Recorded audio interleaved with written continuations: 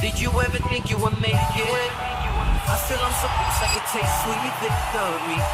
I know this life meant for me. Adam, what's your point? The future looks bright. My handshake is better than anything I ever saw. It's right here. You are a one-of-one? My son's right there. I don't think I've ever said this before.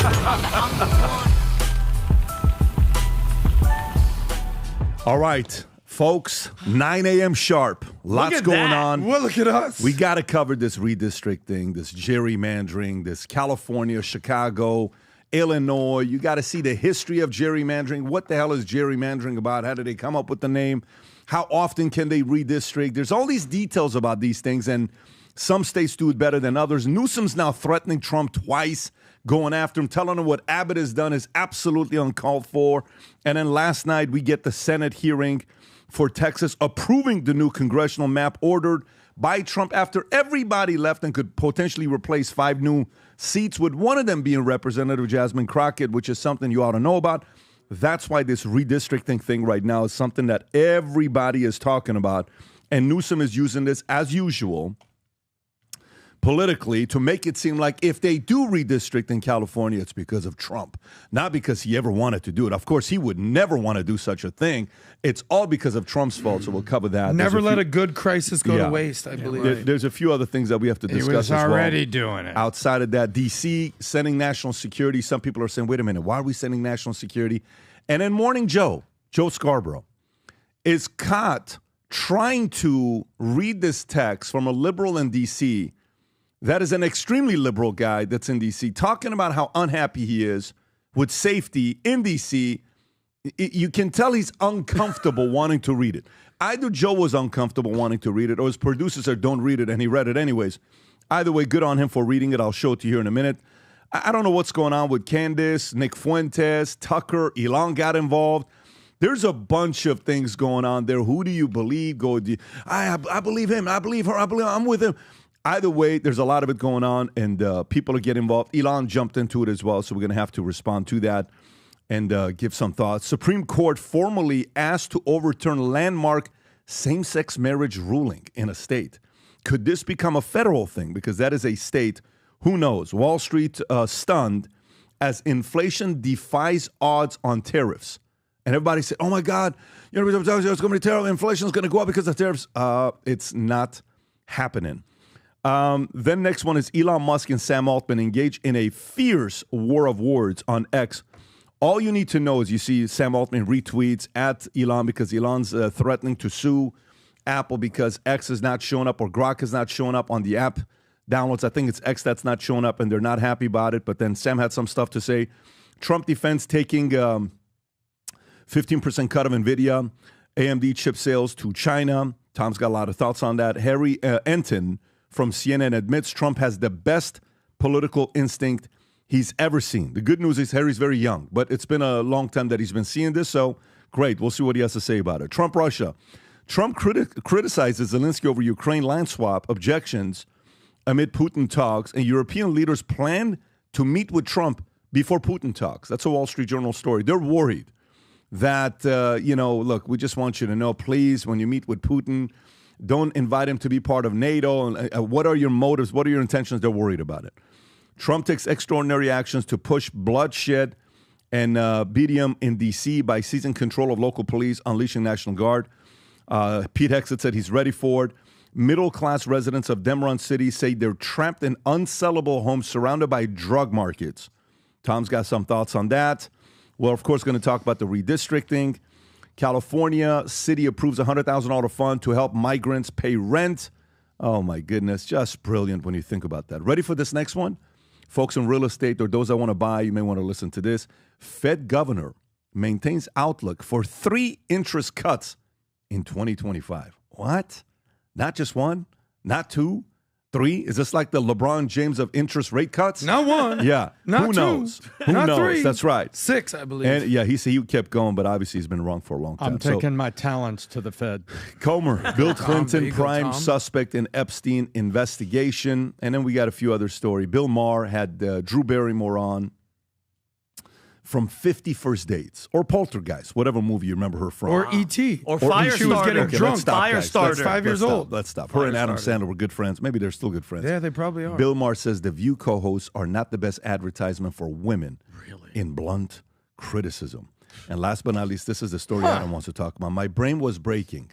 Former right-wing trad wife, a blast, abusive male power. All right, so that's Adam's story, which makes sense. But and then we got a few other stories here that we'll get into if we have the time.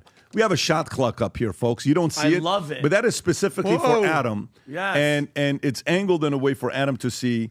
What's your point? We should call it the. We should call it Three-pointer. the. What's your point? Turn. Shot clock. Yes. Now, all right. Let me get to you guys and tell you what we're doing on August 27. Get your calendars out and put this in your calendar on August 27. This is kind of like August 27. Dad. Here we go. Entertainment headquarters. And D.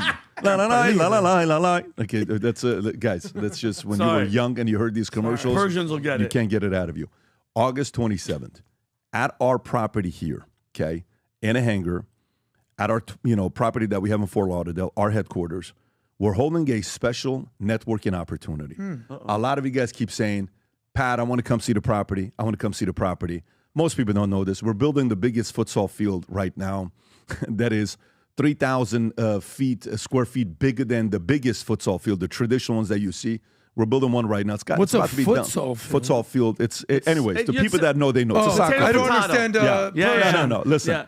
So we're Futsal. building it here. Futsal. We're doing a bunch of different things on our Nice. property. We want to give some of the people an opportunity to come and see the property. And some of you guys, I want to give you a tour when you come down here. So here's what we're doing. August 27. Anybody that's bought a Vault ticket, that's going to the Vault conference, that's out of South Florida, you can be from anywhere if you want to come participate.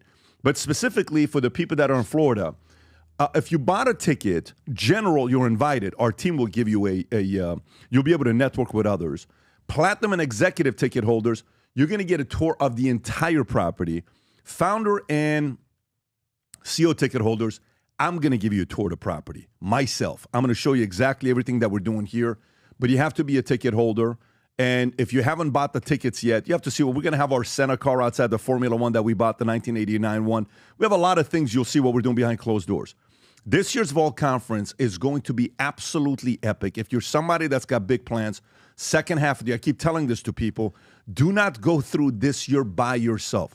This is the worst year to go into 2026 without getting the strategies that others are having.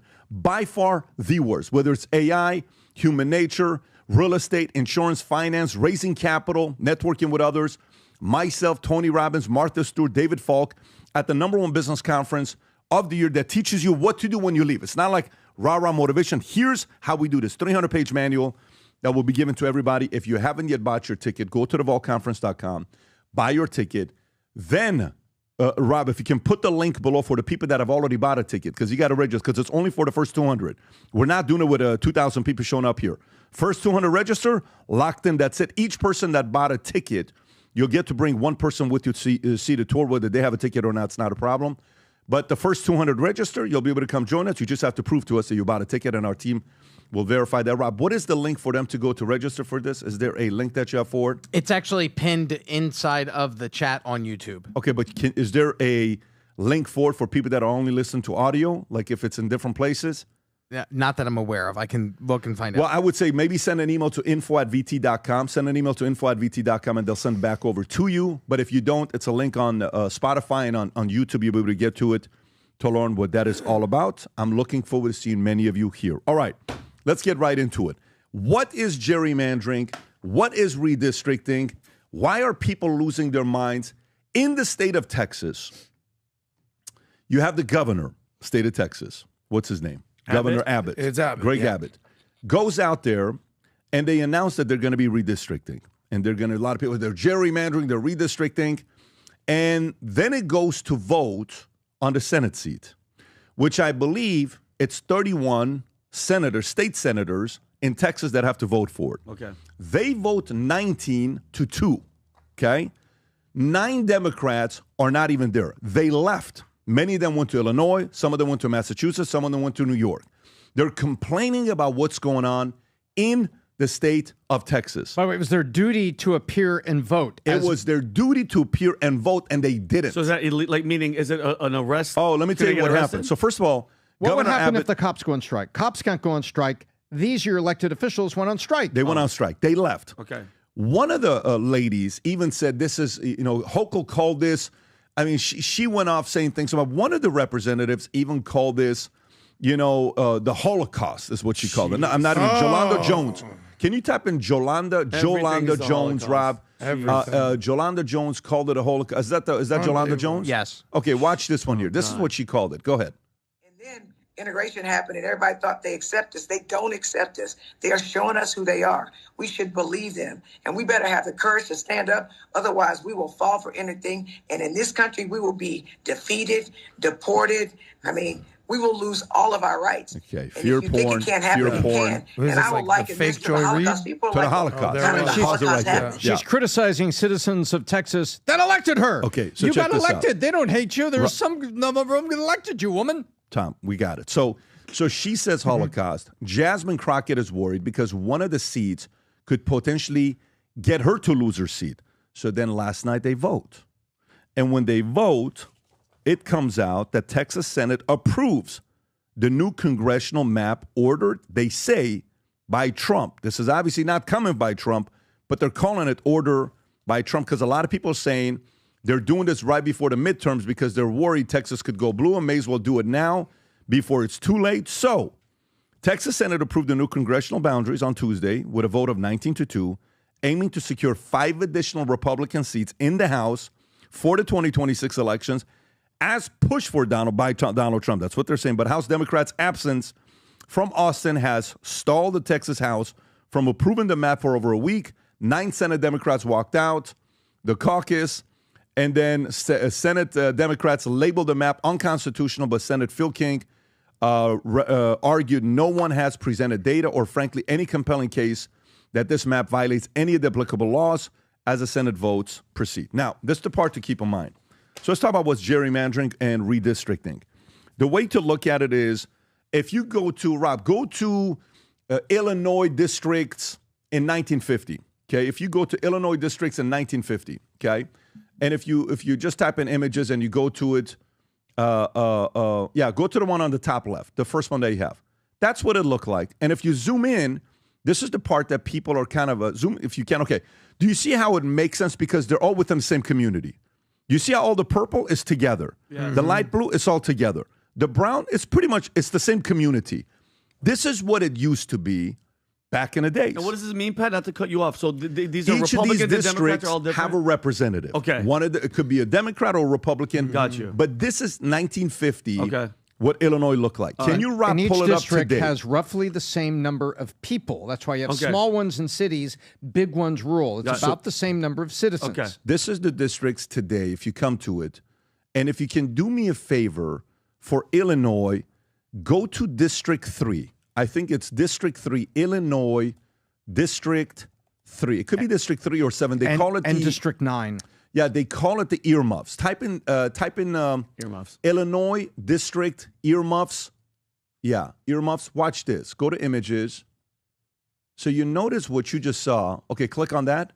Vinny, that's now a district. What? Yeah. So that's called gerrymandering. So what they do is they split it up to take things like, let's just say if that place is too much Republican in one district, Okay. and the representative in that area could end up being a Republican, they'll split it into different districts to have the Republicans be the minority of another district, so intentionally lose. So is that They call this gerrymandering.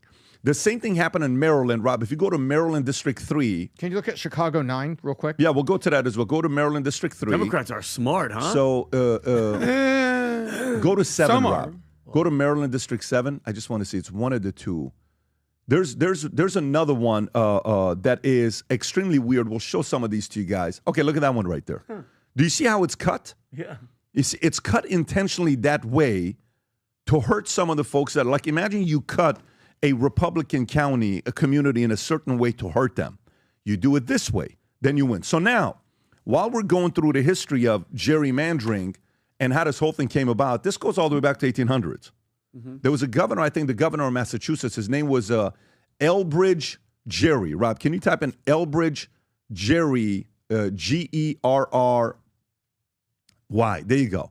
So this guy is the first guy that understood what redistricting was, and he built a district that looks like a salamander. So type in Elbridge Gerry salamander. He's the first guy that did it, and he was part of the Democratic Republican Party. Back in the days, there was a Democratic Republican Party. Go on the top left. That's the district. He drew that district. Oh, scary. Do you see how he drew that district? He drew a dragon? So What do they you call do? that's a salamander. The name came from Jerry, and salamander, they called it gerrymandering. This is how the name came about from the 1800s. So it became a brilliant strategy for a lot of people to use to hurt the opposing party, to eliminate competition, to be able to push whatever policies you want. And in a lot of cases, they say there's 3 reasons for it. Some of them, they do it because it's bipartisan. Both sides are like, I think this is fair. It's okay. It's fair for everybody. Some are partisan. And some of them, they're like, look, whether you care for it or not, we're doing this anyway. So this is called chaos. Newsom responds at Trump yesterday multiple times. I think, is this the clip about him talking about, but this is different, Rob. This is, is this it? Yeah, this is where he says fighting fire. with Okay, fire. go for it, Rob. Go ahead.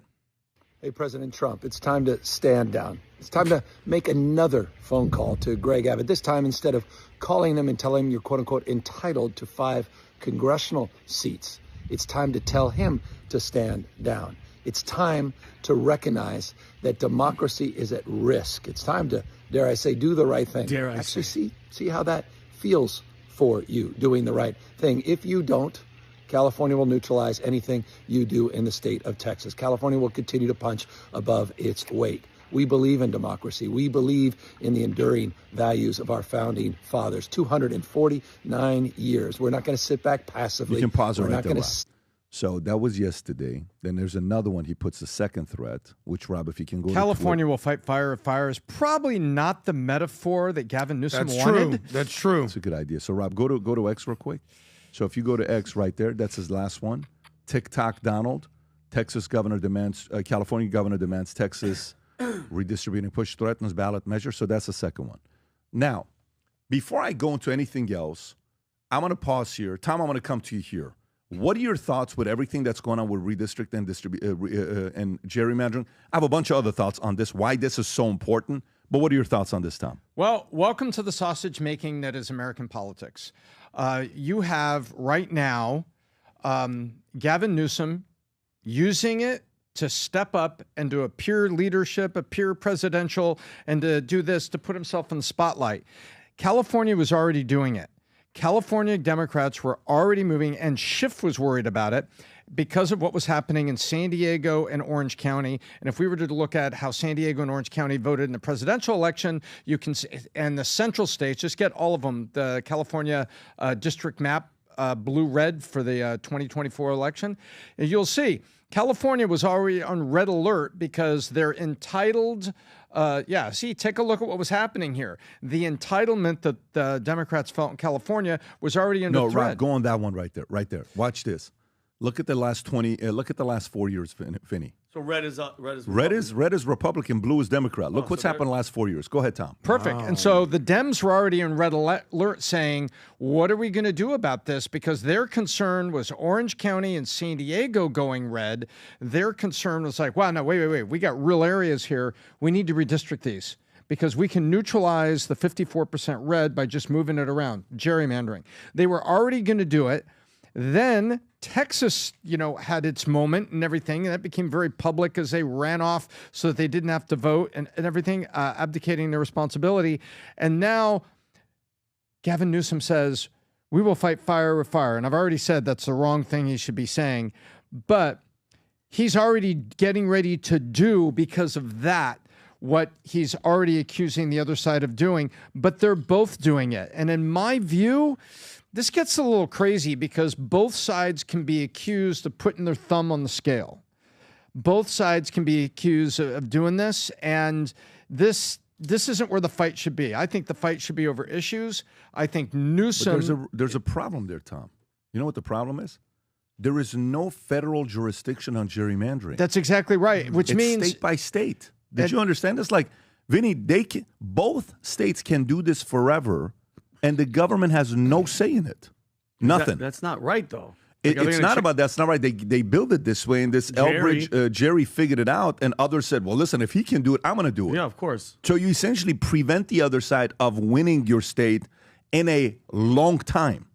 Like it becomes mathematically impossible for you to win. And by the way, the Dems like to talk about threat to democracy. What about those areas and around the earmuffs that now feel underrepresented? They can't win. They can't get the guy elected. So you have a community that 60% wants to elect somebody, but they are manipulated with other voters. So now their 60% becomes 42%. Do you see what happens?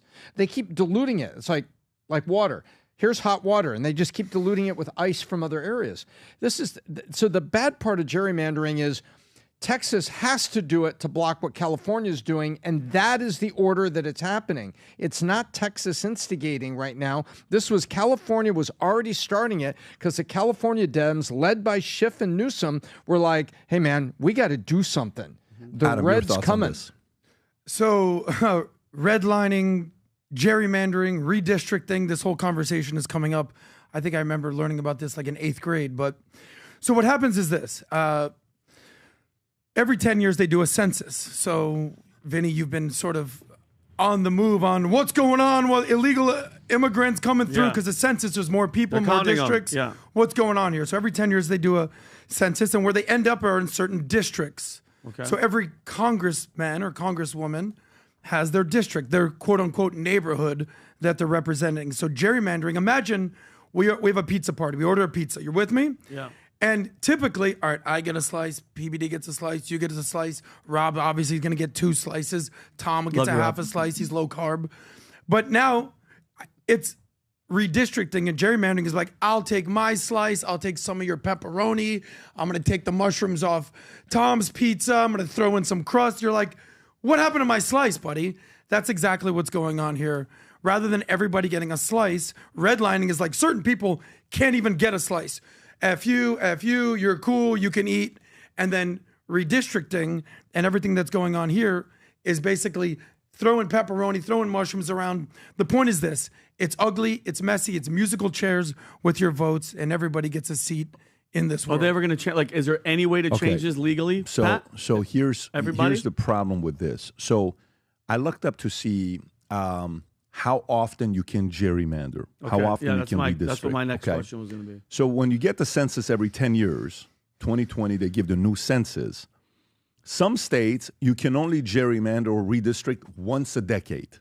And it's like 6 states. North Carolina is one of them. And it's a few states that you can do it only once every 10 years. Once you do it, stays like that for 10 years. Okay? And of course, there has to be a vote, and bipartisan, both sides have to agree to it. Some states, right there, you see, North Carolina can only do it once. Some states, you can do it as many times as you want, Vinny. There's no jurisdiction on how often you can do it. You can gerrymander 2 times, 3 times. Again, there is no federal jurisdiction on this of what can happen with it. Now, the problem with this is the following. Here's California. California's got 52 representatives. Okay. Out of the 52 representatives, you know how many of them are Democrats? 40? 43 are Democrats. Oh, damn. Yeah. 9 are Republicans. 83.7% of California is Democrats. Jeez. And then you got the 17%. He's threatening Newsom to take it from 17 to 8 is what he's threatening to do. He being Newsom, okay? With Republicans. Because imagine you got a Jasmine Crockett that may lose her job, which is what just happened right now. She literally may lose her job. Good. There may be a Republican representative that's got a lot of voice in California that's annoying to people like Newsom, who may also lose his or her job because of what Newsom could do. Then Pritzker goes on, Kristen, what's her name? Kristen Welker. Kristen Welker. MSNBC, and Kristen Welker, as well as Stephen Colbert. Both call him out. Both of them call him out. Oh, of course. By the way, he looks a little skinnier, a little bit. Watch this here. Go ahead. Look, sticking on your state's map, every major group that grades the fairness of congressional maps gives your state an F. F. Common Cause, a nonpartisan government watchdog, even says your map, and I'm going to quote, represents a nearly perfect model for everything that can go wrong with redistricting. And I guess the question is, you talk about preserving democracy. How do you preserve democracy if you're using the same tactics that you've criticized Texas Republicans for? But as I say, what they're talking about is a distraction. The reality is that the violation of people's voting rights is what Texas is attempting to do. That's what's wrong with their efforts right now. And the fact that the president of the United States knows it and nevertheless is asking them to do it. Let's see if she that has a is what's follow-up wrong question. with what we're Let's see if she seeing has a right now. follow-up. No. Democracy is at stake, and these Texas Democrats are standing up to what the GOP is essentially. This is J.B. Pritzker By the doing way, his Kamala Harris impersonation. Do you know what his number is? Do you know what his number is? For Illinois? Illinois What do you mean his number? 84% Democrats, Yeah. 15% Republicans. They have a monopoly on this conversation here. California's got a monopoly. Illinois' got a monopoly. But some people on the Republican side also have monopoly. It's not like this is just a thing that's going on the left. It's something that goes on both sides. But this conversation is leading to Florida jumping in, and Florida says, look, if you guys are doing it, we may jump in as well. Now, Florida's saying, you know, a story comes out with Axios. Florida looks to join Trump's redistricting push. Rob, I don't know if you have this video or not. Florida jumps in. Florida House Speaker Daniel Perez announced last week he will create a select committee to consider drafting a new congressional map aligning with President Trump's call for decade redistricting, with Governor Ron DeSantis supporting the effort. Is this it, Rob? Go for it. Yes, this is DeSantis talking about the voter flop here in Florida since 2020. Go ahead. If you had to put a number on it, how many seats do you think Republicans might pick up if, in fact, there was fair redistricting? I don't know, because I think Florida, our Constitution limits, you can't draw snake districts in Florida. They got to be normal shape, compact districts, which I think is great. But I will tell you this. When I got elected governor in 2018, there were 300,000 more registered Democrats than Republicans. Today, there are 1.3 million more registered Republicans than Democrats. The state has grown by many millions of people. Wow. Got to give him credit on what he's done with that. So, Tom, I'll give you the final thoughts on this here before we move on to the next story. I think Florida's got a sensible constitution that says, let's not be ridiculous. I think that's what Governor just said. And so I think either we need a federal control or we need the states to voluntarily do this.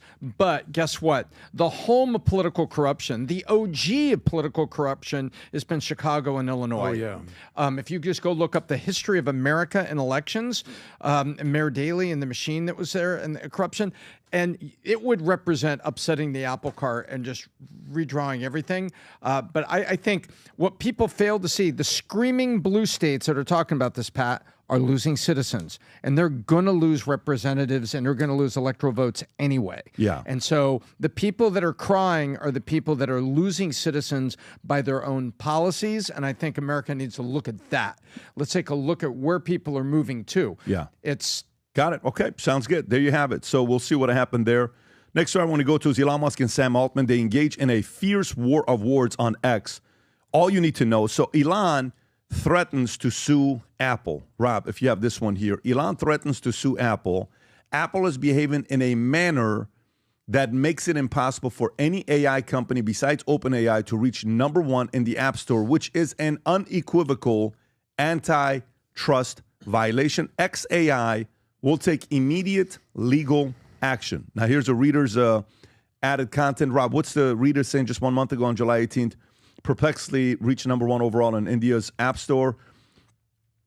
January 2025, DeepSeek reached #1 overall on App Store. Both of these occurred after the OpenAI Apple partnership announced on June 10th of 2024. So maybe there's a correlation between the two. So then Altman responds. And here's what Altman has to say about what's going on, because this is the war. This is a real war going on right now. That's the AI war. And they know who the most powerful person apparently is. Whoever they're suing, which is who? Apple. Apple controls who's getting the love, who's getting the traffic, who's getting all of it going to them. And Sam Altman comes out and says, wait a minute, you keep coming after us, but how about the fact that, do you see this one here? Sam Altman. This is a remarkable claim, given that what I heard alleged that Elon does to manipulate X to benefit himself and his own companies and harm his competitors and people he doesn't like. So Sam is coming back and saying, wait a minute, you bought X and everything favors you, Musk.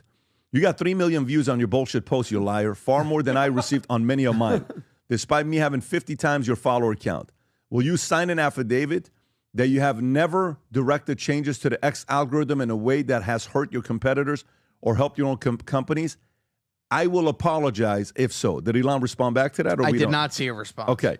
So obviously there's a back and forth going between these two guys, and it's a true war. It's a true fight that's taking place. People are watching it firsthand on what's going on here. Adam, what are your thoughts on the story? So, brace for impact. This is going to be the tech overlords who are going to be running our lives for the next, not 4, not 10, not 20, 40 years. Remember the tweet that Elon Musk said about Donald Trump? He goes, listen, you got him for another 3.5 years. You're going to have me for another 40 years. By the way, Sam Altman and ChatGPT and Gronk and Elon are going, this might be the tech overlords for the next 400 years. It's pretty scary. As far as their personal relationships, forget about the companies, forget about what they're doing with the AI. This is personal, this is competitive, and this is going to get ugly and nasty. Sam Altman is number one in terms of AI. Why? ChatGPT. Meanwhile, Elon Musk is running some sort of Nazi propaganda machine over there on Grok. Not my opinion. I pronounce it Grok, not Gronk. Good. All right, there we go right there. But the thing is this, Elon is not used to being number 5. He's suing him because Grok is number 5 on the App Store. ChatGPT is number 1. There's a couple other companies that I guess are above Grok in there. But Elon is obviously competitive, and he's not used to not being number 1, not number 2, not number 3, number 5 in this regard. So they've had a few mistakes with Grok that's been public. Yeah. And it's a few royally big mistakes. Big time. Yeah. And that's because they've been glitching like crazy. And listen, we all saw the story about the Nazism. Listen, I use ChatGPT for this reason. I get enough hate comments on YouTube. I don't need to go to Grok to be reminded about how hateful people are. But the reality is this. Sam Altman is number 1 in the AI world, and Elon is fighting for his place at the table. We're going to see how nasty this thing's going to get. Last point, this whole Apple being sort of the guard of what's able to go on. Do you remember in 2020 who sued Apple for what they were doing with the App Store? Remember, it was a company called Epic. They're the owners or company that does Fortnite. Remember, they were suing Apple over the 30%. Yes. There it is right there's that. Oh, what you can charge on the App Store. Apple is the tech overlord, and everyone's trying to become number 1 on Apple on the App Store. And right now it's Sam Altman, and Elon is just sort of crying like Justin Timberlake, Cry Me a River. Your thoughts? I agree with what Adam said about the tech bros. And right now, the tech bros are probably happy to see Sam Altman and Elon fighting. You want to know why? Because Meta and Google, what have they been doing? No, they've been completely innocent. They don't do shadow bans of content they don't like. They don't do things and push people back on Vax and then completely suppress your video. They didn't suppress the laptop story on Hunter Biden. They didn't move political things and weight them differently. They didn't manipulate the teenage girls on Meta and causing them to see more stuff that was actually harmful to them, and they knew what it was doing. No, they've never done that. Google has never modified ad weights on AdSense or let things show up differently. Never. The tech bros haven't done this. So what Elon Musk is doing, did he gerrymander some outcomes for his own? Ooh, maybe nice he did. Callback right there. Maybe he did, and maybe Altman is saying, sign an affidavit. But everybody else has gerrymandered results in tech. That is the danger of tech, and that's why tech needs competition to keep it honest. Because you look at this happens all across the board, even to the point of people getting really harmed as we look back when the tech bros were taking their cues from the federal government. And you know what's interesting while we're talking about this? You know who just bought a company from Google? Who's that? For $35 billion, Rob? Do you have that story? Jeez. I don't know if you guys heard this or not. Oh, is this the story where they're attempting to buy it? Or did they actually buy it for like $30 billion? They're attempting to buy. AI startup Perplexity offers to buy Google's Chrome browser for $34.5 billion. Jeez. You know Chrome? They use Chrome. I'm on it right now. Perplexity is wanting to buy Google's Chrome for $34.5 billion. Here's the issue I got with this is, why is Google selling? Why do you need to sell? Why would you sell? Pending antitrust decision where they're going to be forced to give up AdSense or Chrome. So it's one of the two. So if I have to give up one of the two, I'm going to sell the Chrome browser to Perplexity. Or maybe so you can't come for me on monopoly and antitrust and all the other items? Or maybe it's not being offered. Perplexity is just saying, hey, the federal government are going to cause you to sell something, Pat. I'll tell you what, I'll offer you $30 billion Let me ask Chrome. you a question. You're telling me how much you think this is an offer that was made without Google being aware of this offer? Was it a knock at the? I think it could be a knock at the door offer. It's like, hey, you think? Yeah, I don't think Google went out and got a banker on this. $34 billion knock on the door. Perplexity, Hey, an AI startup, made door, an unsolicited offer to buy Google's Chrome for $34.5, with its chief executive Arvandis stating in a letter to Pichai, chief executive of Google parent company Alphabet, that the offer was designed to satisfy an antitrust remedy in highest public interest by placing Chrome with a capable independent operator. The bid comes as Judge Amit Mahta, U.S. District Rule, and expected as early as this week could face Google to sell Chrome to reduce its dominance in the internet search. Perplexity, valued at $18 billion, has backing from outside investors for the potential deal, according to Jesse Dyer, a spokesperson. The Justice Department has pushed for Google to divest Chrome, arguing that Google's monopoly, controlling about 90% of the search market, requires forceful antitrust changes to foster competition. With David Dahlquist, the government's lead litigator, stating this court's remedy should be forward-looking and not ignore what's on the horizon. And Google is using the same strategy that they did for search and now applying it to Gemini. Wow. Unbelievable. But so what a brilliant move, Tom, right? If you think about it, it's like, hey, we know you're getting pressure on antitrust. Let us just make an offer without anybody knowing. Now it's public. So the government said, well, wait a minute, we have an offer on the table from Perplexity and they're qualified. So you have something that you're dealing with. That's right. And the government can say, well, maybe you should take that because I'm breaking you up. Who do you think could be potential other buys outside of them? Well, it's very, very interesting because everybody's looking for a dance partner, and the odd man out is Apple. What is Meta doing? They're grabbing everybody's people for the superintelligence lab. That's their play. They've been stealing guys from Apple. Well, we're not really going to do things at Apple. So tell you what, I'll take $10 million worth of stock that could be worth $100 million. That's how those big offers have been calculated. So you have Meta trying to get a place. Google is betting on Gemini and is sitting there with its ass in court, waiting to be broke up like this. Autopilot is already over there at Microsoft. And by the way, if you're scoring at home, Microsoft and Nvidia are now 15% of the S&P 500, Pat. Wow. Oof, that's a little overweight there, right into it. And then you get Nvidia making the chips for AI. Remember, this is an AI war going on. And so then you got OpenAI with ChatGPT by themselves. So you see how these armies are being formed. And so Perplexity needs a broadcast mechanism, and so it's going to go get Chrome. Google has to get broken by the government. They don't want to do it, but they got to sell something to somebody. They're going to be forced to, and Google's got Gemini, and Meta is stealing every engineer that's not nailed down to go for superintelligence so I just lab. The list right now. It says OpenAI, potentially Apollo Global Management, Yahoo, and maybe DuckDuckGo. DuckDuckGo's expressed long-term interest in acquiring Chrome.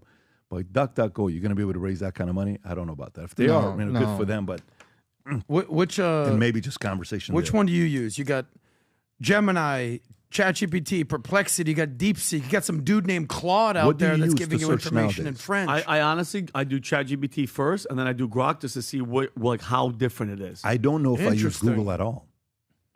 Once in a blue moon. I don't know if I use Google. Once in a blue moon. I think Google for me is less than 5%.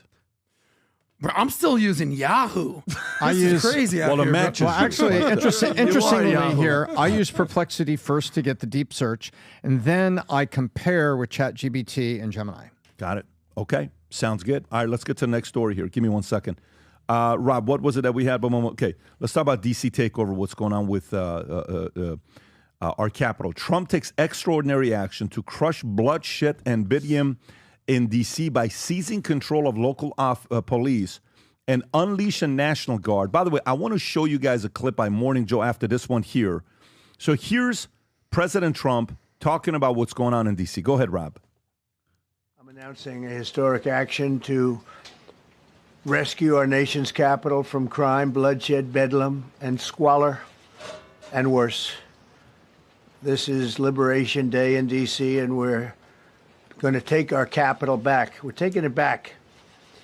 Under the authorities vested in me as the President of the United States, I'm officially invoking Section 740 of the District of Columbia Home Rule Act. You know what that is? No. And placing the D.C. Metropolitan Police Department under direct federal control, and you'll be meeting the people that will be directly involved with that. Very good people, but they're tough, and they know what's happening, and they've done it before. In addition, I'm deploying the National Guard to help reestablish law, order, and public safety in Washington, D.C., and they're going to be allowed to do their job. Okay, so watch this. Judge Pirro, who is now on there, Rob, I don't know if you have that clip. I do. A young kid tries to call her out, saying, hey, the numbers have been better. Is this that one, Rob? Or is this I'm a sorry. different This one? is her warning young punks. Give me 1 second. Yeah, there's another one where a young person jumps in and says something. Have you seen this one? And then she comes and grabs the mic like and a comes on rapper. the side and says, explain that to the kid that just got broke his nose and his teeth were smashed in. And explain this to that person. Explain to this person. She goes after it and says a lot of things. Now, by the way, Hexed comes in and supports the decision, of course, with what the president's doing. We've mobilized the National Guard and have others specialized units ready to address the D.C. crime. Here he is. Go ahead, Rob. At your direction this morning, we've mobilized the D.C. National Guard. It'll be operationalized by the Secretary of the Army, Dan Driscoll, through the D.C. Guard. You will see them flowing into the streets of Washington in the coming week. At your direction as well, sir, there are other units we are prepared to bring in. Other National Guard units, other specialized units. They will be strong, they will be tough, and they will stand with their law enforcement partners. This is nothing new for DOD. As the president noted, at the border, we've got 10,000 troops down there who've been operating in defense cooperation areas, defense zones, where there's zero illegal crossings because of troops on strikers scanning the border. We've been protecting other people's borders for 20 years. It's about time we protect our own. And we're working with ICE and CBP. In Los Angeles, we did the same thing. You can working pause with it the right California here. National Guard. So when you're seeing what's happening here, a lot of the people on the left are calling this authoritarian and what they're doing. However, Morning Joe had to read a text from one of his friends that lives in D.C., and not only does he read the text, but at the same time, while he's going through it, he himself tells him what it was like when he was working in D.C. Watch this here. Go ahead. I want to read you a text from someone who, I won't say their name, but they're, we'll just say that they're very liberal. And he says, this may sound controversial, but I'm not totally opposed to Trump's National Guard move in D.C. I know he's doing it for politics, but crime remains rampant. I've had too many friends carjacked, shot at. None of us will walk more than 3 blocks after 8 p.m. 13-year-olds are committing many of these crimes.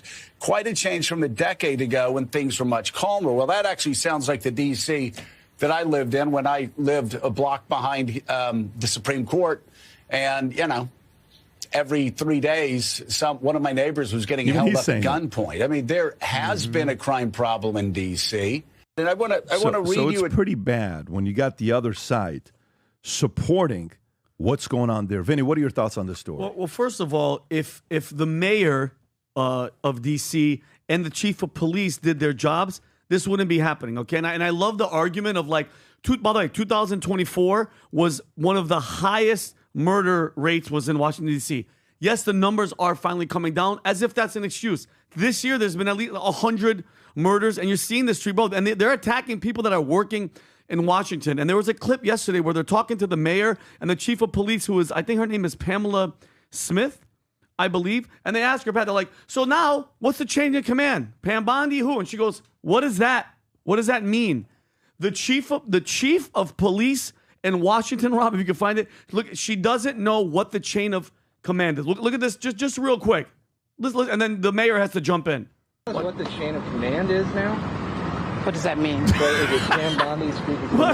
Look, she has to leave. So the executive order is clear. The president has requested MPD services, and our home rule charter outlines the process. The president designated Attorney General Bondi as his proxy to request services so, Rob, through me. The chief of police doesn't know what the word chain of command is, which is not a good thing. But then yesterday, Rob, I don't think you're going to be able to find it because I had to watch the whole CNN episode. Yes, guys, I watched the whole CNN thing. They did a poll on Abby Phillips' show that the people who live in D.C., Pat, they asked them if they thought crime was low, moderate, or extreme. 91% of the poll said it was moderate to extreme, okay? And I can care less, like I said, about the numbers of 2024. And good that they're coming down. It doesn't mean that they're gone. And then, Rob, I sent you this clip on Slack. Simone Sanders, the girl that took over our friend Joy Reid's spot, she was asked on Joe Scarborough if she thinks more police are safer on the streets. You're not going to believe. She said as a black woman, she doesn't think so. Can you play this clip, Rob? You don't think more police make streets safer? No, Joe. I'm a black woman in America. I do not always think that more police make streets safer. She could just end the conversation there. You don't see a police officer on every corner, but you don't feel unsafe. So what is it about talking about places like Southeast D.C., right? Ward 8, if you will, that people say, well, we need more officers to make us safe. I think we have to rethink what safety means in America. This is the defund. I'd love to know how many times she's called 911 in her life. Rethink what safety means in America. Not getting shot at. Let's start there. I love that you said that. So wait, what's she saying? As a black woman in America, more cops. It doesn't make any sense. And by the way, just FYI for everybody out there that's just, if they're just reading headlines and stuff, this is a 30-day plan. This is a 30-day, see what's going on. And just yesterday, they arrested almost 25 people. They took a bunch of guns off the street. Okay, and remember when we talked about the tariffs? Everybody was tripping out, Tom. And what do we say? Let him cook. Let it happen, okay? We need drastic times, need drastic measures, okay? And then on top of that, Pat, the White House unveiled a sweeping plan to address the homelessness in D.C., okay? They're going to be physically going up to people that are in encampments, okay? And they're going to tell them, listen, they're going to offer them shelter and services, and if not, they're going to enforce the law. Rob, can you play this clip?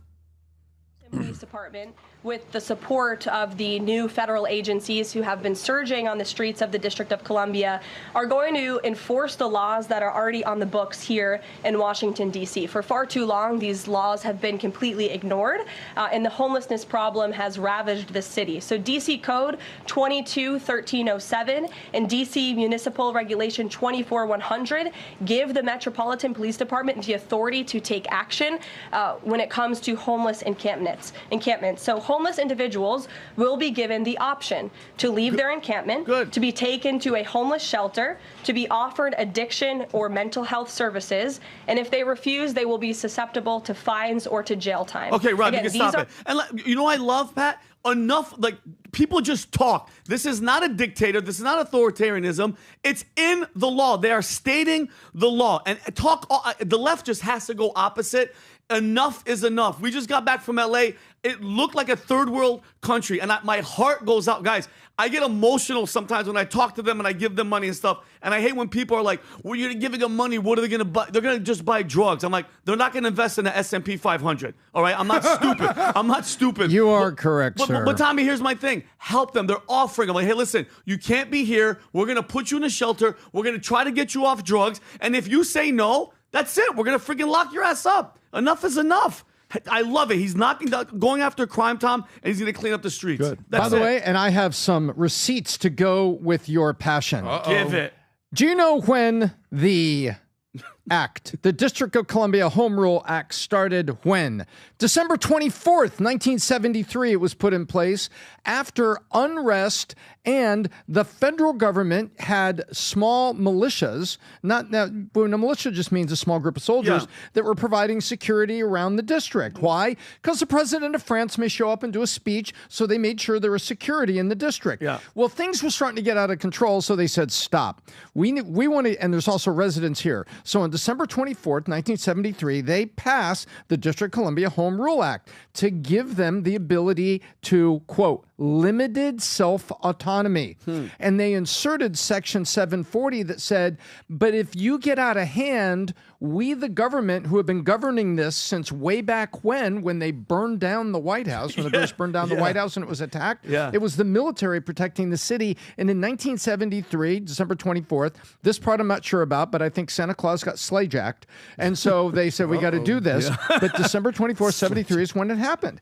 They put this, and they put Section 740 in there. So for everybody that's saying President Trump is authoritarian, no, he's not. They're opening this up and saying crime is out of control. We have a provision here that if you couldn't get your squad together and take care of the city with your own police force and governance, we were going to step back in because we ran the place for 154 years before we put this act in place and gave you the ability to govern the citizens that lived in the little suburbs that were close in. So I think everybody that's trying to make this political about authoritarianism, why don't you go back and read the act and look at why it was created, where it was created, and then look at Joe Scarborough, no friend of Trump, saying, yeah, it was pretty bad where I lived, and I was only a block behind the Supreme Court. Adam.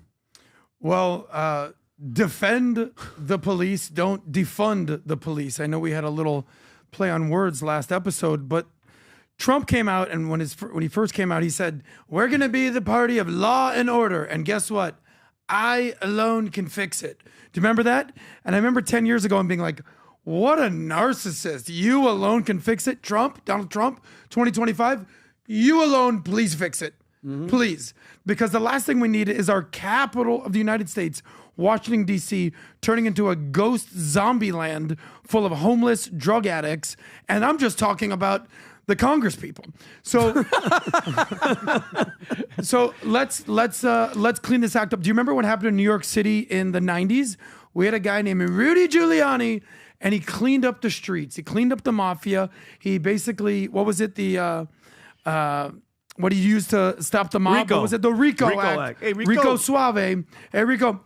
And that's what needs to be. Started with the longshoremen, went inland. There you go. And well, that needs to be done in D.C. If there's one city we need in America that doesn't look like an absolute hellhole, it might as well be the capital of the United States.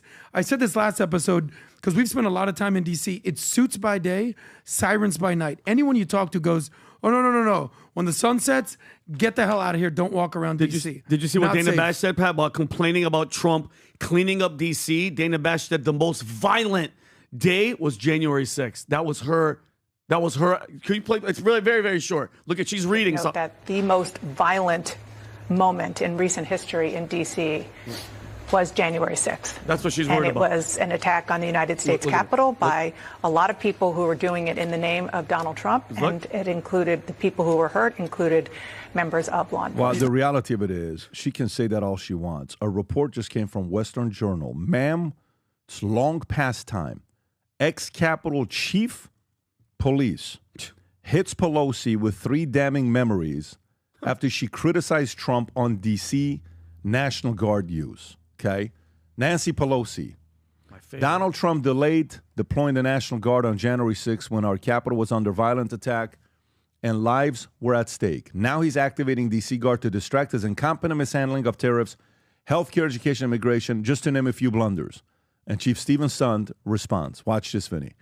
Ma'am, it's long past time to be honest with American people. On January 3rd, I requested National Guard assistance, but your Sergeant at Arms denied it.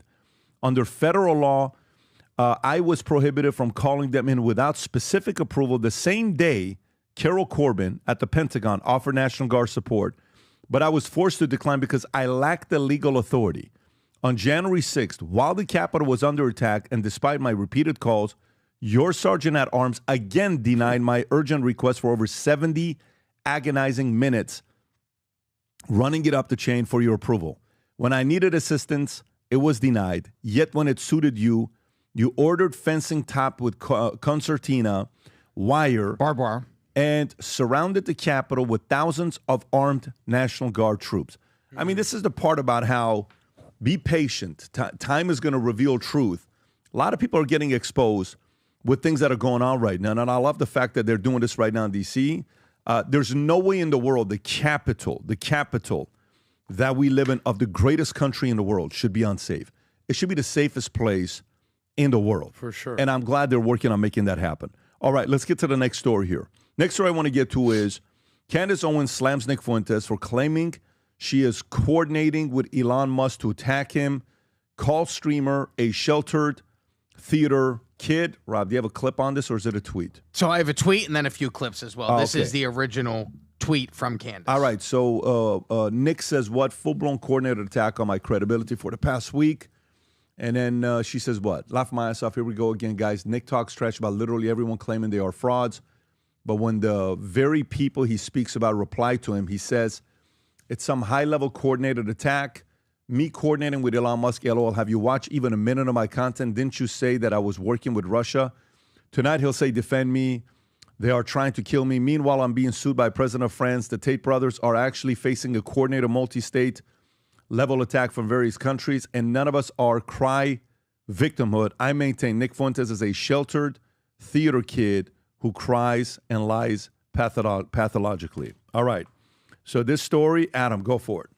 Well, welcome to Mean Girls, Nazi edition with Nick Fuentes and Candace Owens. These two were never going to get along. If you know anything about Nick Fuentes and how he feels about women and the blacks and loud, mouthy black women, they were never going to get along. And Candace, who was a very logical actor until she got deathly stricken by the anti-Semitic bug, used to make a lot of sense. And now, one thing I can say about Candace, other than the anti-Semitism and the demonic stuff that she's doing, actually a nice person. But one thing I will say is follow the patterns, follow the receipts with Candace. She goes to a place, leaves after a few years. Goes to a place, leaves after a few years. Fights with somebody, leaves after a few years. These people don't play well with others. They're talented. They're smart. They have opinions. They know how to galvanize their audience. They know how to entertain. But they're not going to be part of a team. There's no way that Candace and Nick Fuentes were going to have a happy ending overall. It's almost like entertainers and rat beef. They're going to shoot their shots. They're going to do their thing. What I want to know this is will end what very happened ugly. Here. That's what I want to know. What happened here? The vibes Who called are off. who out? Rob, Vinny, what do you know about what happened here? Okay, so I mean, in July when Candace was on the Tucker Carlson show, she said the conversation it was great. However, when it aired, this is after the Nick Fuentes conversation. Yeah, and then Fuentes said he called Owens in anger, cursing at her because she did a 180 in tone. This is what he's saying. And Candace later questioned what it provoked the reaction. But then Nick, on July 15th, he did a Rumble video, and he said it was a failed hit job. And what it's coming down to, Pat, is he's saying, what Nick is saying is he's been OG from day one. He's saying that Tucker, Candace, Milo, Charlie Kirk, a lot of this is stemming from their support of not only, not all of them, but Israel, that he's saying, because Candace obviously is not, pro-Israel. What? But he's saying, Candace? But he's Come saying on. that they're all they're backing or their positive speaking power of JD Vance, because he has and there's another thing. Them claiming that he might be a Fed, not Candace, but the other ones are saying that he might be a Fed. He had receipts. He's like, if I'm a Fed, how am I on the no-fly list? How am I not being able to fly? And then he does a thing where he Googled Peter Thiel, because this is all going back to Peter Thiel propping up J.D. Vance, the upcoming of J.D. Vance, how they're kind of going against Trump. But then he showed, Rob, I sent you the clip. Look at this. And this allegedly Peter Thiel was some sort of informant. This is right here. This is on Business Insider. Tech billionaire Peter Thiel was an FBI informant. Like, these are just facts. On who? I don't know. I think Rob, he was do we on know on foreign. who? I think it was on something about This was foreign. during the Peter Thiel. Let me go to. I want to read that story, Robert. Peter Thiel wore many hats over the years. Silicon Valley founder, Trump maker, owner of cryptocurrency, Burns and Democrat. But there is yet another face to Thiel, one that has remained secret until now. In the summer of 2021, Insider has learned that Thiel began providing information on a confidential human resource CHS. Jonathan Wilmer, LA-based FBI agent who was specialized in investigating political corruption and foreign influence campaign. Charles Johnson, a longtime associate of Thiel and a notorious figure in the far-right movement that Thiel was subsidizing for a decade, told Insider in a statement that he helped recruit the billionaire as an informant by introducing him to Buma, a source with knowledge to the relationship to the FBI, whose identity is known to the Insider, but who insisted on anonymity, corroborated Johnson's account, telling Insider that Johnson brokered a relationship between Thiel and Buma. Insider was able to confirm through an additional source that FBI had added Thiel to its former roster of registered informants. Interesting. So very, very interesting. So he's pissed, Pat. He was furious because, mind you guys, I've watched the whole last 2 episodes, even a little bit last night, which was weird at the end of it, because, Bob, it's a kind of a longer clip. He says, like, I'll sit down with Candace. We should hash it out. So it's like it's kind of flip-flopping. But I think the good clip to play, Pat, would be the one where he's talking about J.D. Vance and where he came from and how this is all. That's one of the most angriest that he is about. Enchilada. You want to know why they're so mad about my show? Not even from last Friday, but from the week before that. I'll give you a little spoiler alert. It has everything to do with the vice president. We are living in House of Cards right now. J.D. Vance went from being an unelected civilian in 2022 to a senator, to the vice president in 24, to within 4 years, potentially the president of the United States. That is some serious House of Cards shit. This is a guy that in 6 years has gone from never Trump author to potentially president of the United States. And he was empowered to get there by Peter Thiel, who designed the surveillance state itself, by Elon Musk, the richest man in the world who owns the platform X, and Tucker Carlson, who is maybe the most influential voice in Republican politics, courtesy of Rupert Murdoch, his former boss, and Rebecca CNN, Mercer. And MSNBC. Look, watch. And I'll show you how it all comes together at the end. I'm Zoe Barnes. What if there was a coup against the American government? What if there was a coup against the America First MAGA movement by the deep state to usurp and subvert Donald Trump and install a deep state puppet? A never-Trumper Silicon Valley artifice who was nobody. And in 6 years, he'll be the heir apparent president from MAGA, president of the United States. And what if one guy stood against him? What if one guy who didn't take money from Peter Thiel, what if one guy who wasn't taking support from Silicon Valley, one guy who's paying attention and is skeptical, what if one guy was calling that out? Well, you get hit with the Death Star laser. Who's the one guy? That's what's happening to me. I'm going to give credit where credit's due, which I always do. Pat was the first one, and I know we changed because the debate and all that's not that we changed, but Pat from the beginning was kind of like, I don't know about JD. And now when somebody actually breaks it down from Pat being a nobody to the vice president, and guys, I don't know, man. It's that's what he's saying. This is what Nick is saying about where the beef and why everybody's upset with him because he's calling this out. Do you believe him?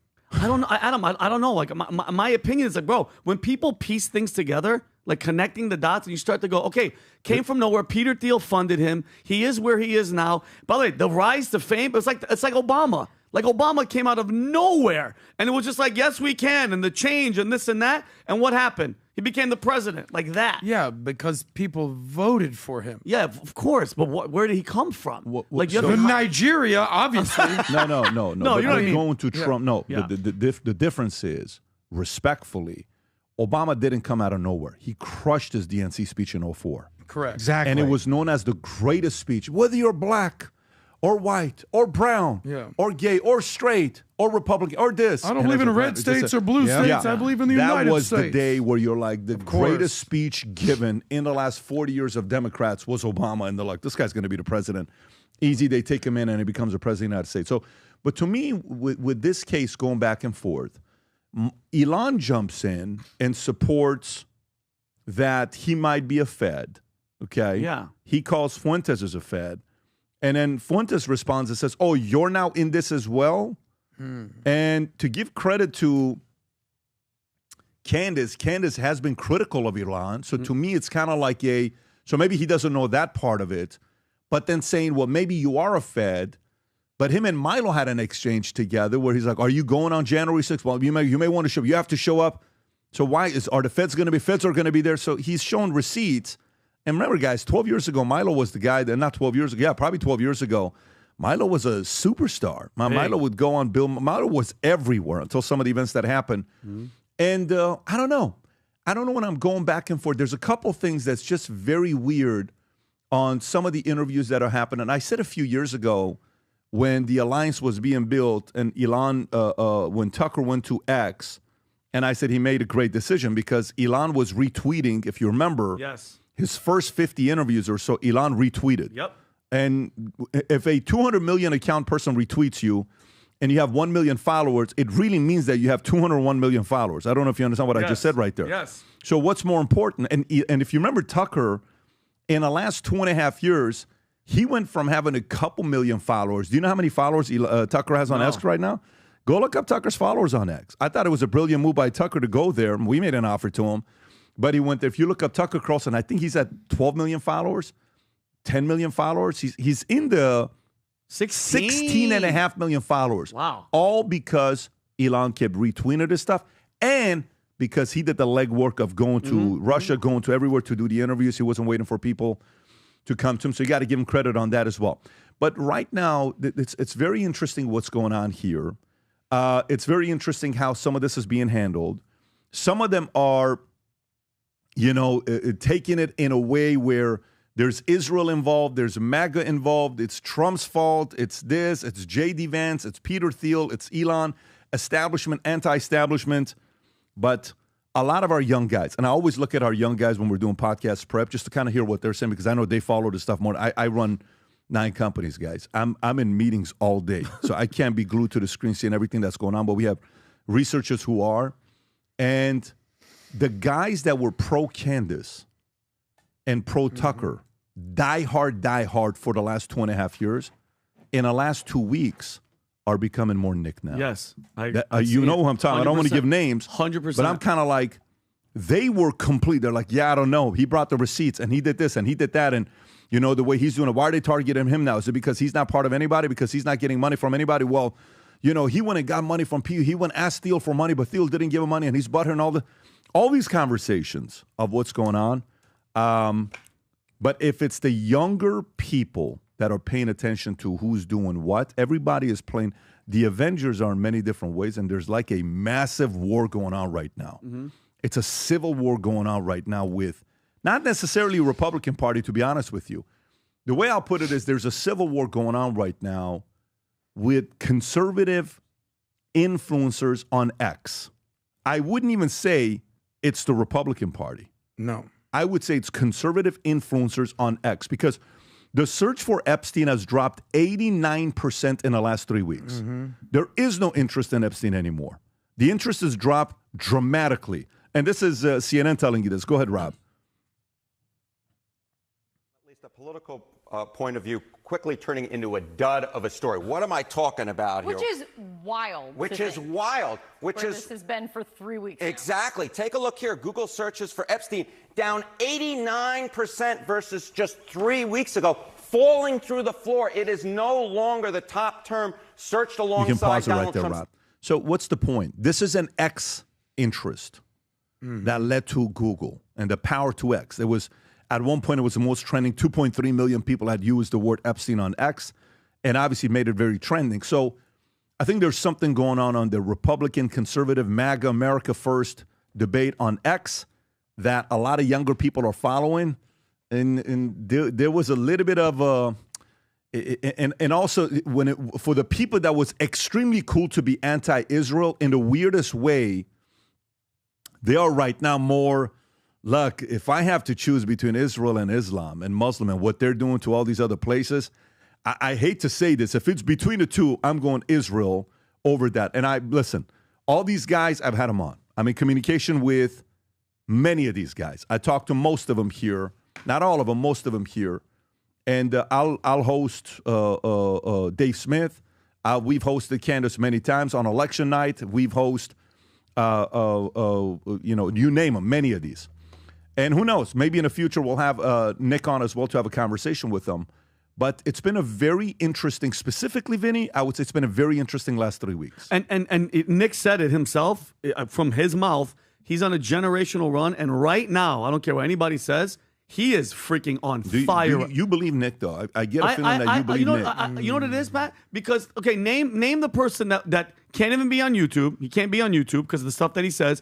They froze his bank account. I guess he had like $500,000 in an account. Yeah. They froze him. He's at the Capitol. He wasn't. They made it seem like he was running into the Capitol. He was on the grounds where you can do it. And I'm just saying, like, and regardless of what that stat says, 89% down.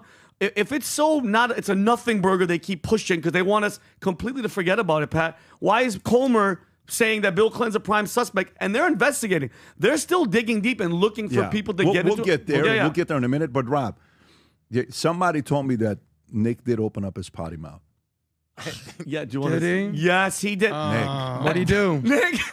Well, you have to see. Rob, did they edit this? Is this what you guys... This is the edited version. version. But what part is it? We can't play the whole 4 minutes. Can you go to the part where it's like... Jesus. Here it comes. You know, PBD tells me whatever, because I think Humberto or one of the guys showed me that 10 seconds. While he's looking for it, Yeah. can I, with all due respect, and you got to give credit where credit's due, he goes crazy. He cusses at Candace. He goes after Charlie. He's no hold but Milo, Tucker. He craps on all of them. And in that rage, whenever your name comes up, he goes, and PBD... Patrick McDavid, PBD podcast. It's like the fire calms, and then he goes back. Look at this. Look at this. Night is still young. Look at this. Look at this screen. Played, Rob. Played. I am America first. You are not. You're not even American. Who isn't? And to the extent that you are, you're Candace. a traitor. Oh. And Elon. That's the last word on that. No, it's not. That's the show. Who is the Fed? Will the real federal agent please stand up? Who is it? Who's the real federal agent? Elon, Peter Thiel, J.D. Vance, Tucker, and George Farmer, the son of the head of the Alliance of Christians and Jews in the UK? Or the realest you know? Patrick Bet-David said, why do you say the N-word? It's to show people I'm real. Why do you roll out of bed real as it gets. and do a Here's show? my N-word. Why do you say you're going to have hate sex with Candace Owens? Why do you say... You know, it's crazy. You can pause that here. Here's the thing.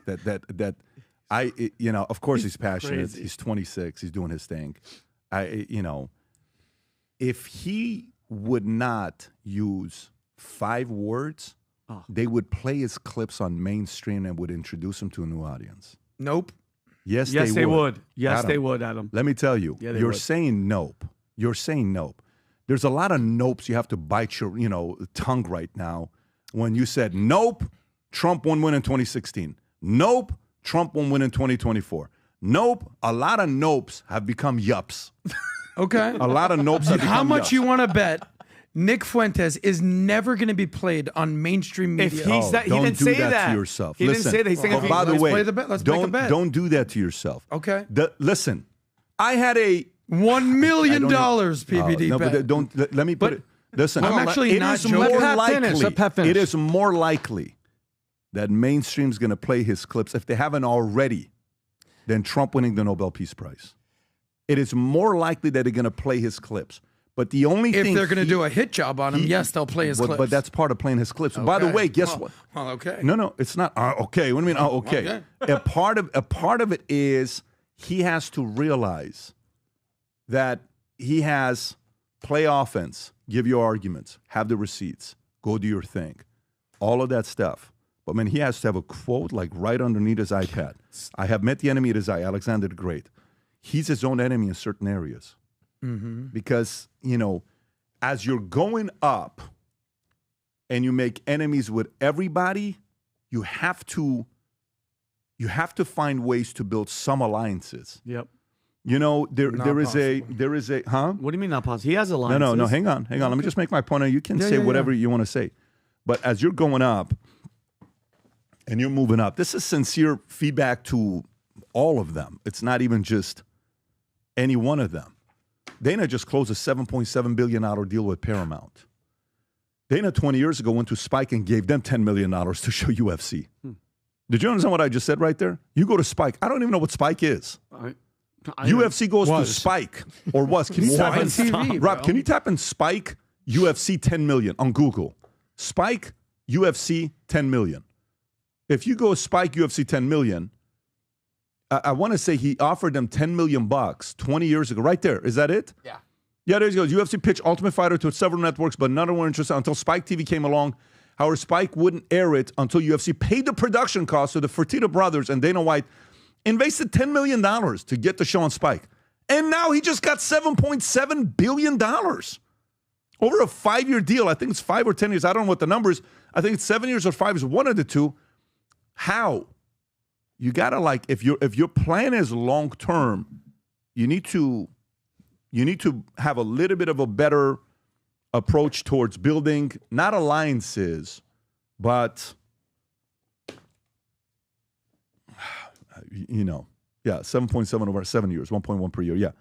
You have to do a little bit of a better job building alliances. Dana built it with Trump. Imagine Dana without Trump. What if Trump doesn't support Dana? What if Dana didn't build that relationship? He loses that opportunity. I just think a little bit of it, it's just a little bit of business sense. Like read, out of all the political books you read 5 business books. It's the only thing. He reads 5 business books. I would give those 5 business book recommendations for him just to look at it from the perspective of what the upside could look like. That's the only feedback I would give, because all the other stuff, and he's the kind of guy, like for me, you couldn't tell me what to do. I'm working at Bally's. A guy named Fernando Lasso ends up becoming one of my groomsmen at my wedding. The singer? Yeah, the singer. Love that guy. I come in at Bally's. I just got out of the Army. You know how I talk? Hey, what's up, motherfuckers? Oh, yeah. Me too. Me too. And I'm like, finally one day Fernando say, can I talk to you? He says, yes. We don't know each other. You've just been working here for a week. I'm willing to bet you would sell 2 times the amount of memberships if you stop saying the F word. I said, there's no way in the world you're right. And he says, try it. I went 30 days. I'm like, that's freaking right. Yeah. Because the clients that were maybe a little bit more, certain level of people, they're like, yeah, I'm willing to entertain this guy. Mm-hmm. Language matters, especially when you're that good of a communicator. Right. A great communicator doesn't need to add those words. But to each his own. It's freedom of speech. You do whatever you do, and we're not someone that has to sit there. You better do this or else not. I just think he's his own enemy sometimes, and he can get out of his own way. Go ahead, Adam. Well, word to the wise: stop saying the N-word. I mean, that's pretty basic. You're saying that Nick Fuentes is going to be some sort of mainstream darling, allegedly? No. I'm sorry. No. He's going to be played on mainstream. Don't say darling. Okay. No, I inserted because darling. The mainstream media needs enemies to play. Perfect. He is the perfect enemy. If he changes a bit of his language. Well, not a fan of the N-word. I'm going to take a leap of faith here and say that most people are not. Now, just because I'm criticizing of that does not mean I don't think he's smart and capable and well-read and a good communicator. That's all great. But he's also incredibly toxic. So, risk versus reward. Does not play well with others, does not have friends. I know he has his crew, the Groypers. I'm sure they'll see this clip and come at me. It's all good. I'm not disparaging the man's character, how smart he is, how wise he is. I'm just saying a guy like this will never go mainstream in that capacity. Last thing, he talked about, I am America first. No, you're not, bro. Donald Trump is. Have a little respect. If there's anything that I could say about Donald Trump, he started this. He's MAGA. He's the movement. Nick Fuentes has been excommunicated from this movement since the day that Kanye brought him to Mar-a-Lago and Trump said, no, you're fired. You're gone. Since then, he brought up J.D. Vance. Stop with this whole charade that it's this smoky room thing. He wrote a book about his real life story, about his grandma and everything that raised him. This was not fabricated. This wasn't Manchurian Candidate. He was elected in 2022. He beat a congressman named Tim Ryan, who was going to basically take Nancy Pelosi's place. J.D. stepped up. Donald Trump Jr. hand-selected him after vetting the entire field, and he won the election, and now we're about to say it's some big conspiracy. Sometimes if you want to play the conspiracy game, you can. Sometimes it's just he won elections, and these are the consequences. Don't we say elections have consequences? J.D. Vance won. Nick Fuentes, smart guy, completely BS on his J.D. Vance narrative. Tom, final words before we move on from final the story. words. I'll give you some receipts on this. to back up what's been talked about here in terms of mainstream media would love to have this guy. Absolutely love. I'll give you a super fast case study. 1994, Howard Stern goes on E! Network. E! Network even said, we're taking a deep breath. We hope this will work. He goes on E! It's very successful. He starts calling himself the king of all media. I spoke to producers and showrunners in LA. This is 94 to 96. So I was getting my MBA at Pepperdine. And they told me, does Howard Stern realize that he would get paid 4 or 5 times what E! is paying him if he would just turn it down a little bit, just here and there, kind of like the 5 words comment. Then Clear Channel, he still had the radio show, kept having to suspend him for decency things. And that kept it. And finally, this one guy that gets Sirius and XM to merge together then gives him the on Sirius XM. If you look at what Howard Stern made, Howard Stern would have made so much more, been over on mainstream if he had just moved a little bit. There's the receipts in a case study. Nick Fuentes has got the same thing from a political angle. If he would just move a little bit, they would pick him up and fly that flag. What's the one thing they said about Howard Stern and his audience? If you remember that movie, Private Parts, they said, fun fact, the people that love you listen to for an hour. What's the most common reason? They want to hear what you're going to say next. 3 hours. The people that hate you listen for an hour and a half to 2 hours. Why? The most common reason? They want to hear what you're going to say next. Shock jocks are a thing, but shock jocks are not the real world. Yeah. Okay. All right. So let's go to the next story here. Next story I want to go to is Fed governor maintains outlook for 3 interest cuts in 2025. Okay. So 3 cuts now? 2025, that's what they're saying? Yep. They're saying 3 cuts in 2025. Let's read this here. So Federal Reserve Governor Michelle Bowman, Vice Chair of Supervision, reiterated her projection of 3 25 basis point interest rate cuts in 2025, despite the Federal Open Market Committee decision to maintain the benchmark federal funds rate at 4.25 to 4.5. She spoke at Kansas Bankers Association 2025 Senior Management Summit in Colorado Springs, Colorado, emphasizing her dissent from July decision alongside Fed Governor Christopher Waller, marking the first dual dissent favoring cuts since 1993. Bowman based her stance on the signs of fragility in labor market conditions, stating economic conditions appear to be shifting, and as a result, we should reflect this shift in our policy decision. Tom.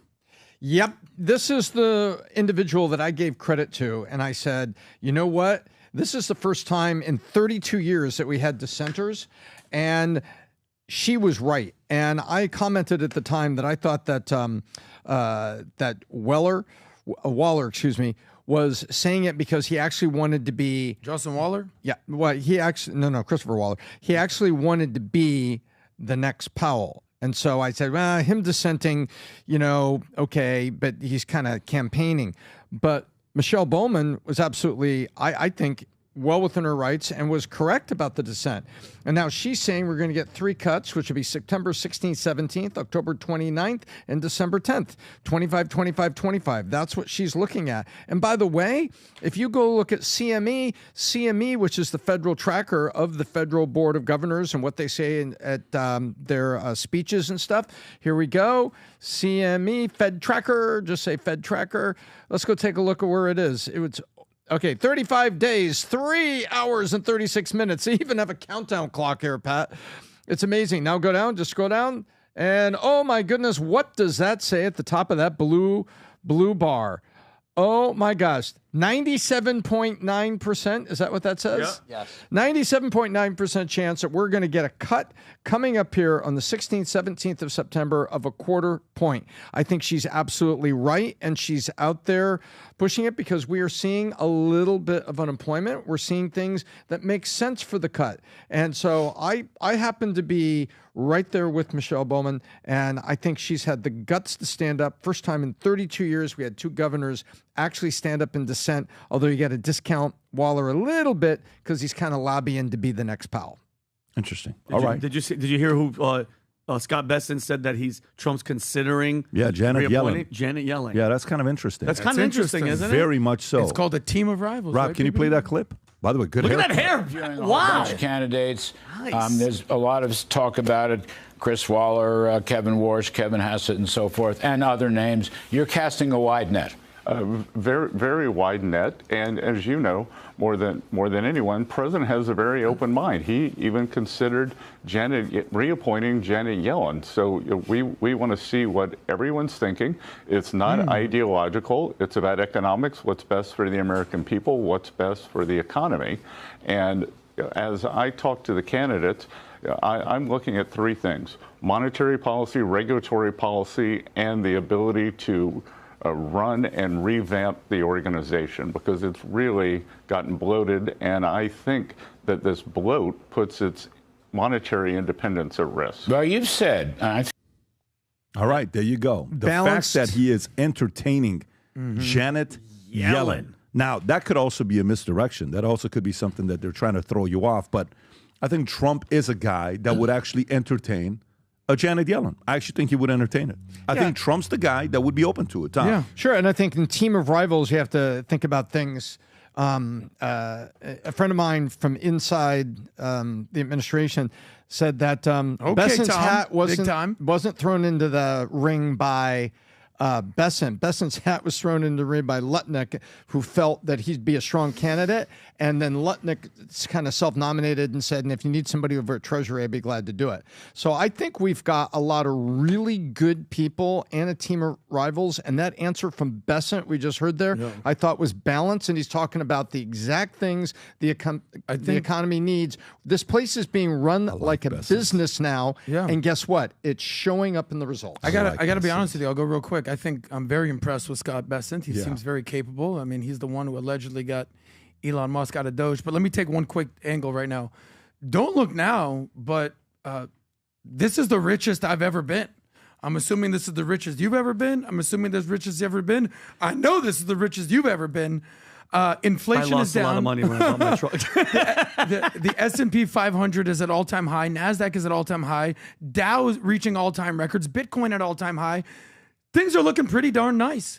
And, you have zero control of what the Fed does with rate cuts. Zero. Goes up, Trump fires Powell, hires Yellen. Whatever happens, happens. But you do control your bank account. You do control how hard you work. Work, earn, save, invest. Work, earn, save, invest. Do it on rinse and repeat. Keep your costs low, stay the course. And here's the biggest thing. Tune out the noise. 3-4 months ago, they thought the world was falling apart. Tariffs, oh my God. Now we're at all-time highs. Donald Trump is sitting there laughing at everybody that thought the economy was going to tumble. And now, take your money to the piggy bank, Vinny.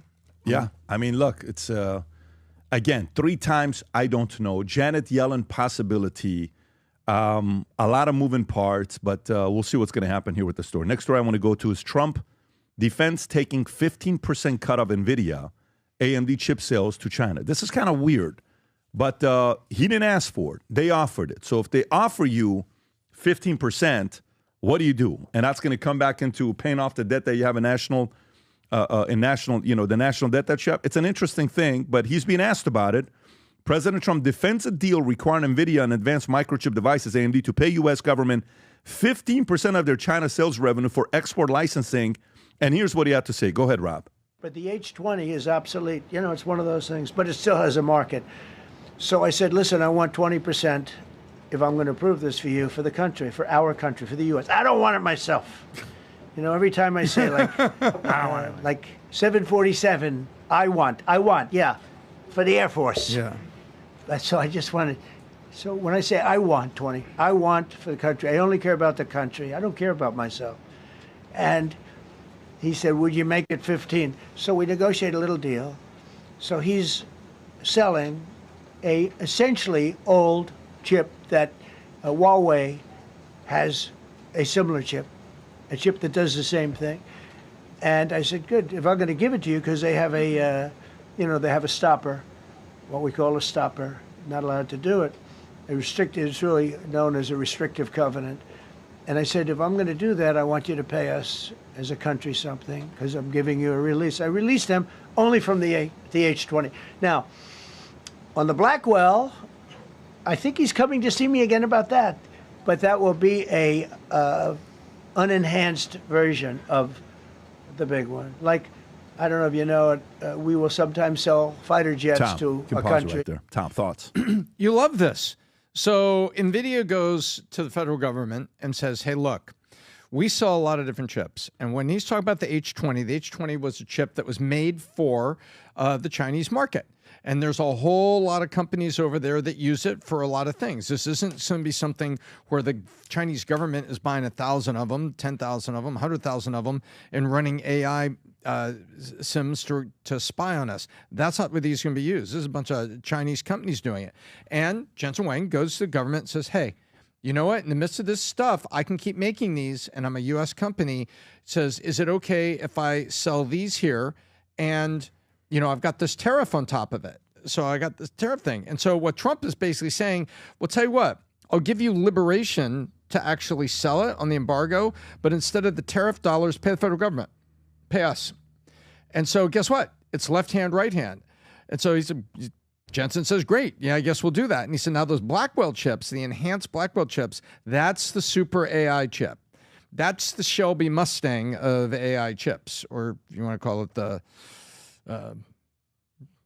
yeah. What was that, Tom? I was going to go there, but I held up from making a really bad decision of something. No, Tom. No, it's go for it. No. The black. Don't go for it, but go ahead. The Blackwell chip, the enhanced Blackwell chip, is the super horsepower, big, beautiful chip that you don't want them to have. And so this is basically, once again, I'll say it again. I said it a minute ago, but I'm going to say it again. It says, you know what? This place needs to be run like a business, and it is being run like a business. There's one part of it that's uncomfortable with me. So here's what I'm going to ask you, Tom. But do you know where I'm going with this? Yes. Where am I going with this? You're going with this is that you open the floodgates. Yes, for the next guy. For the next guy. For the next guy, which is... who maybe doesn't like you and just wants to take your company from you. But you know what this... Yeah. So, 50% I'll do it. Listen. That's like the Putin deal on gas. I would... Do you think I would negotiate the same way Trump is negotiating with Nvidia? Yes. Yes. Yeah. I would. Okay, skip the tariff, pay the country. That's right. But maybe tie it to a project. So meaning, this is the way I would do it. I would say... the first, let's just say, how much revenue you think they're going to get from this chip? AMD and Nvidia. How much you think they're going to get from the chip? Give the number. That's going to be billions of dollars. Give me a number. Let's just say it's $300 billion in revenue. I'm just making up a number. 15% is what? $45 billion. You know what I would say? Here's what I would say. As a form of project that we're working on right now, you guys going to pay for the wall. Or you guys going to pay for this. Or you guys going to pay for the drone. Or you guys going to pay for that. It becomes a... where the audience says, oh, okay, so that 15% for the government, you're going to pay half of the dome, or you're going to pay for half of the this, or you're going to half of that. Tie it to a project for it to be like, oh, okay, they're going to pay for this, instead of the government's going to be a business partner with you on some of this stuff, because this is where you open up the because the average citizen thinks the government nationalize and all this other stuff. You're just you're giving the opposition an argument for it, and I'm telling you, I love the way it's being negotiated. I love the way it's done. I love what they're doing with it and the revenue that's going to be coming in for taxpayers. And there's so many guys, inflation's nothing happened. Tariffs, nothing happened. Up until now, nothing. And by the way, the China deal's not done. The India deal's not done. A lot of deals are still not done. And still, inflation didn't skyrocket when everybody said. And yesterday was a record-breaking day for the stock market. Just 2 days ago, we read an article. Wow. You know, the market was affected. Sad 200 Monday. points. Yesterday, up 500. What happened? What happened with it? Adam, thoughts on this? Well, Trump made the whole phrase quid pro quo famous, which is basically like, scratch my back, I'll scratch yours. You know, funny thing about my back is that whole thing. But the media will spin this story about Nvidia cutting a deal of 15% of their revenue for their exporting chips to China. And they're going to say Trump's enriching himself and Trump's just making money on this. And I'm so glad that Trump was like, I'm not doing this for myself. I'm doing this for the country. This is the art of the microchip deal. Now, speaking of Nvidia, I think just a week ago, they became the first company that reached $4 trillion market cap. I'm not going to slow down. And now look at this little earnings report. 4.47 yesterday. Now they're about to hit $5 trillion. Yeah. Don't bet against Nvidia. So I'm totally in favor of what Trump is doing. You're basically saying you're making a ton of money. You're making a ton of money selling to China. Pay me, show me the money is what Trump's saying to Nvidia. By the way, Jensen Huang, if you put him on a lineup, I guarantee you 99% of Americans could not pick this guy up. This guy is running the most profitable, biggest market cap company in the world, and nobody even knew his name or Nvidia's name 5 years ago. By the way, he's worth $158 billion today. He's doing okay. But you know what We're they say, thinking about Pat? starting a GoFundMe. $158 billion ain't what It it ain't what it used to be. It's just not. Save that money, guys. All right, let's go to the next story here. That's going to be a Stefano Ricci crocodile leather jacket. They should go get this guy. And by the way, you can afford it. Did you hear what he said the other day? What's that? It was in our panel. He goes, "What is it that makes America the greatest country in the world for when it comes to technology and everything?" He goes, "Yeah, one thing, Donald Trump." Do you remember when he said that? Yeah. I mean, look, we're back to people not being afraid of talking We're and back. telling the truth, which is This great. is the clip right here, I believe. Yeah, go With ahead. the Rob. all-in guys. You see are America's unique advantages that other countries don't have. America's unique advantage that no country possibly have is President Trump. There it is. And CEO of let me explain why. One, on the first day of his administration, he realized the importance of AI and he realized the importance of energy. For the last, I don't know how many years, energy production was vilified, if you guys remember. Yeah. We can't create new industries without energy. You can't reshore manufacturing without energy. You can't sustain a brand new industry like artificial intelligence without energy. If we decide as a country the only thing we want is IP, to be an IP only, a services only country, then we don't need much energy.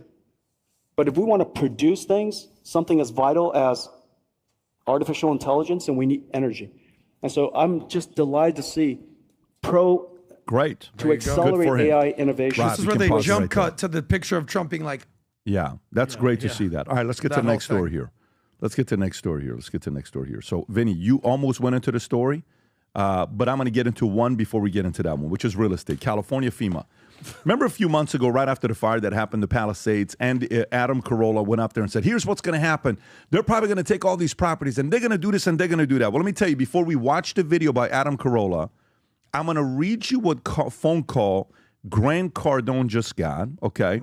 Grant Cardone was contacted by FEMA and can confirm the Pacific Palisades as a land grab. Democrats are burying the homeowners in structural upgrade costs. The crazy part is 3 months ago, Adam Carolla predicted the same exact thing that was going to happen to LA, would steal the land. He was right. California is a land grab. By the way, before I get into this next thing, I just want you to see what Carolla said a few months ago and what's allegedly starting to happen in California. Go ahead, Rob. And the other thing that people need to understand is everything here is on septic. Nothing is on a city sewer system. Every dwelling in Malibu has a separate septic system. And these houses in front, many of them were built in the 40s, in the 50s, in the 60s, and the codes were almost non-existent. So they have septic systems that are in place now that are completely unacceptable in 2025 when they rebuild. Not that they'll rebuild in 2025, 2055, when they rebuild. And they're going to have to update the septic system, which means Coastal Commission, Ocean, Sierra Club, dig it all out.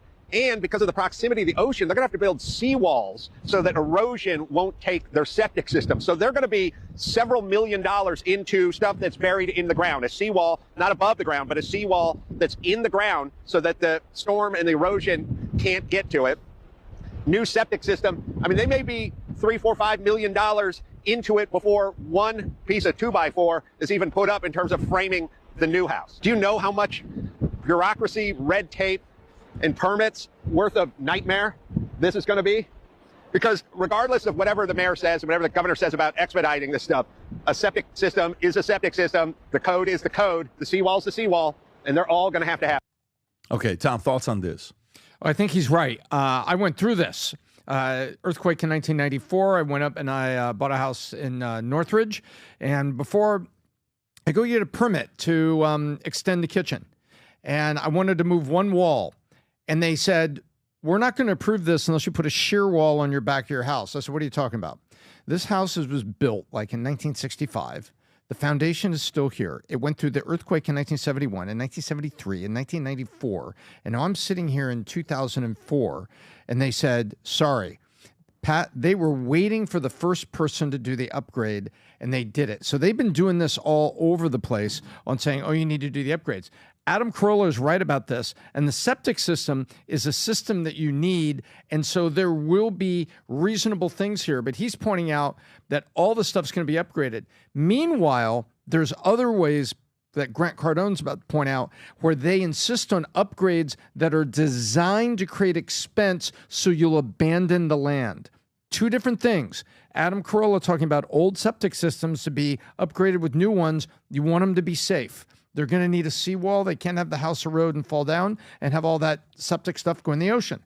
But if they then say up on Palisades, well, you people need to re-level this and bring it up, and it's going to add a couple $1,000,000, people with more limited insurance who already got screwed because they were under FAIR Plan, they only gave them a maximum amount, those people, guess what? Now they got to abandon the land, and California's going to take it. And do you remember when the fires were still burning in the Palisades? Literally smoke and ash, and Gavin Newsom was standing in the middle of all those people, and he was talking about the governor, and he started doing that weird body snake movement about land surveyors. And remember, like he said it right here.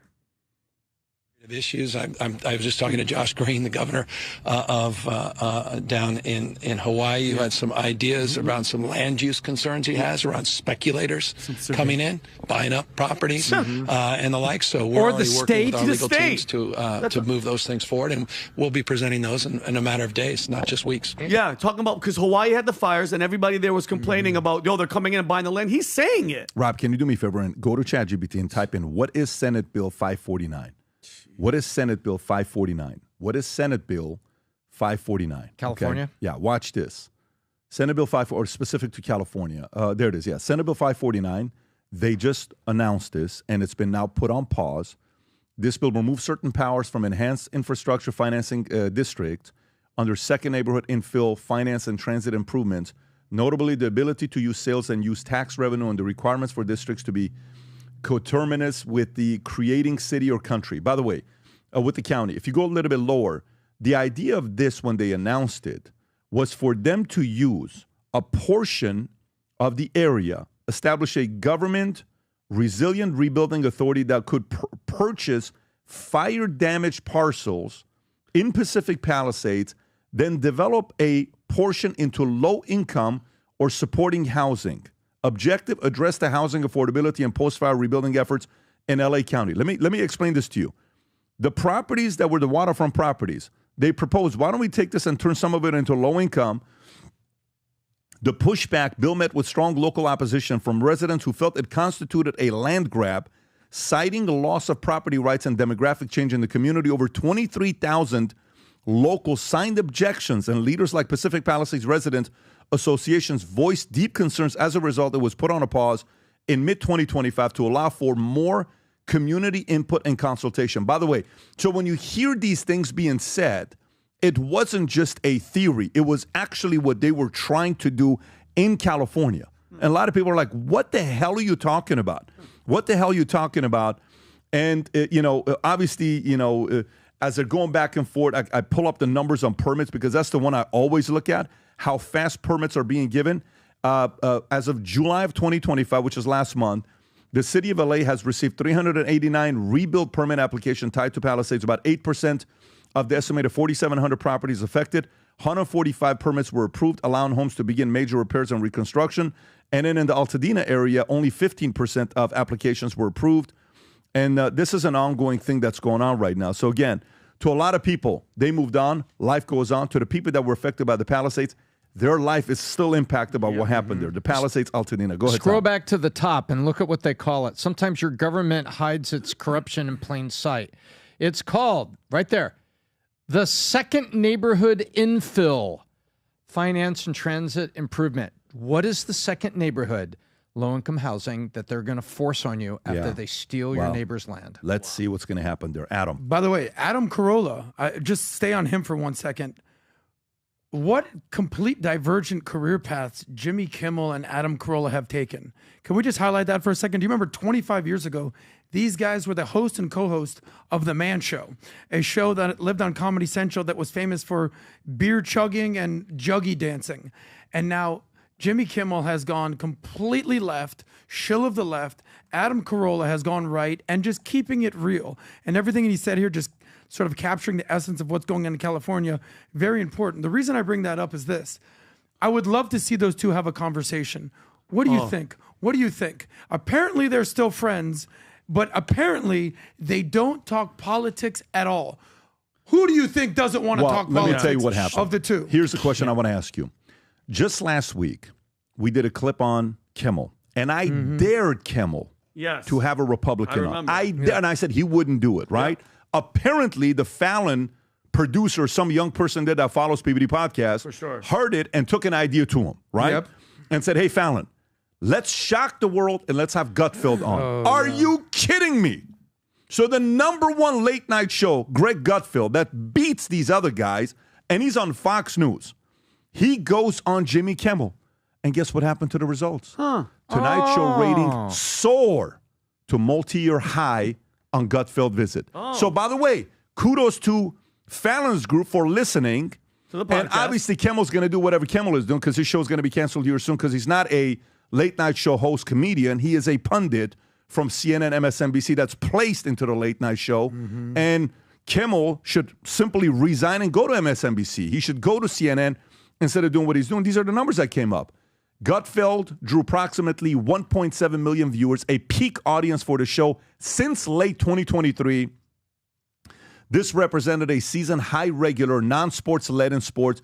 In the key 25 to 54 demo, the episode attracted 294,000 viewers, marking a 13% increase over the average of 2024. According to Nielsen Live Plus same data, the viewership increased during Gutfeld's segment compared to the half hour before. Unusual, as late night show typically lose viewers over the hour.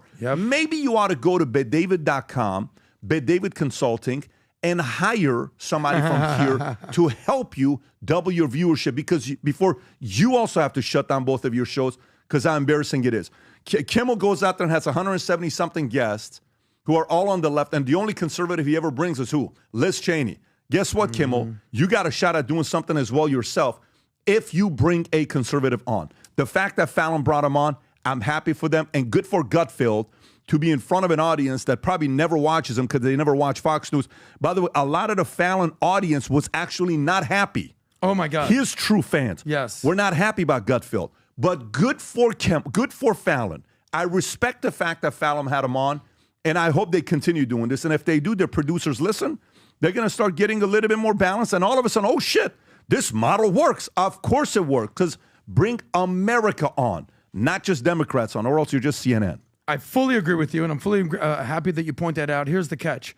Will Jimmy Fallon and his team have the balls to deal with the backlash they will receive?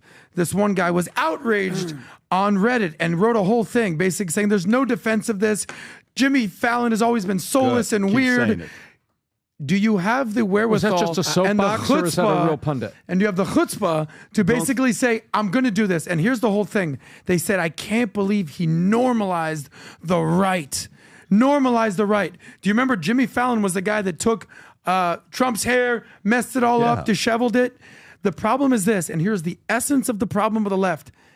Not only do they not think it's normal to have these guys, they don't think that these people are human.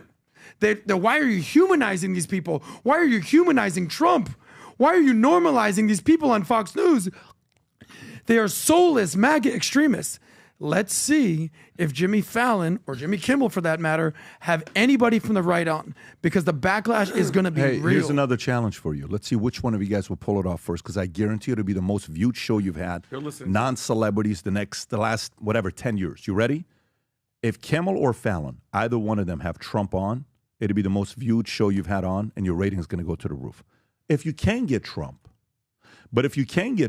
and you have the audacity to sit in front of him, and maybe even say a few words, and maybe Kimmel apologize for a couple things in a humorous way, not in a serious way, in a humorous way, I think it'll be record-breaking. So guess what? If I'm a producer for Fallon or Kimmel, and I'm a competitive guy, and I'm somewhat center, let's say I'm a conservative gay man working for, or libertarian producer who is a capitalist financially, but socially you're liberal. Let's just say, and you're working for Kimmel or Fallon. but you're still competitive and you want to compete. You don't want to be the next Colbert, where under your watch your show got canceled because that's on your resume. I'd be the one calling the White House and saying, hey, man, what can we do to get the president? Jimmy Fallon would like to extend an invite to the president, and we'd like to host him, and he can talk about whatever he wants to talk about. Whichever show gets them first, it shows you're open-minded, and the audience will show up. You'll see. The audience will show up and your viewers will go That's up. a crazy idea. I don't think they're going to do it. To have people on you disagree with? That's crazy. Does, oh, my gosh. I think it'll be explosive. And by the way, over-under. We got to live in an echo chamber. Under. Who do you think's more likely to have it? Kimmel or Fallon? Fallon. And who do you think Trump will most likely like to go back to? Fallon. Or Kimmel? Who do you think? Fallon. Kimmel. Oh, he would destroy. No, go back to Fallon and say, this time, don't touch the hair. It's my hair. Little fun fact. Okay, I'm talking about Well, who'd you, by the way, what was the chutz? Because we chutzpah. You almost spit on the microphone. Jake said, "Be careful because you're going to short the mic." That's true. But who, it means having some balls. The late night Fallon show. You know who the executive producer of the Tonight Show with Fallon is? Who is? Tell us. Lorne Michaels, SNL. So that attitude, you guys are just anti-Republican, Trump-hating. What? Just look at SNL. Trump was on SNL. No, when? What year? When he did the Hotline Bling. Yeah, but what I'm saying is, like, you have to adjust. Just like with who's going bye-bye? Stephen Colbert. You're losing $40 million, but the propaganda hate machine is so strong, Tommy. Are you, Vinny? Are you saying that these people should not live in echo chambers? What are you doing right now, I know this is weird, but stop it. But what is that? Tribalism above everything. I got you, guys. We're about to finish the podcast. Hey. This is the first week of us doing Monday, Wednesday, and Friday, and it looks like you guys are loving it. The fact that we're going Monday, Wednesday, Friday, because the numbers are skyrocketing on viewership, which is great. And we'll test this out for a few weeks, and if it works, we'll continue. Hopefully, it'll work, guys. Couple things I want to remind you again: August 27th, networking event here at our office. Anybody that has a general ticket, the first 200 that register, you'll be able to come down, get a private tour of the place. But you got to own a ticket, so go get a ticket for the Vol Conference. If it's general, you'll be able to network in our hangar and hang out with all the other 400 people that are going to be there. If you're a platinum or an executive, you get a private tour of the entire property. Founders and CEOs, I'm going to give you a private tour of the entire property. And who knows, maybe even afterwards, we'll go show you our cigar lounge that we just opened up down the street from here and have a cigar with a couple of the guys. But go to the link right here that Rob has. Rob, can you go a little bit lower so they can see what's there? You just have to go there. The information is there. Fill out the information below to make a reservation. Then the first 200, you'll be able to bring a guest with you. Qualification, you have to have a ticket, and we're going to verify all of it when we call you and check with you on that. Anyways, gang, appreciate you guys. Love y'all. We'll do it again Friday, and we have a special interview coming here soon as well. God bless everybody. Bye-bye, bye-bye.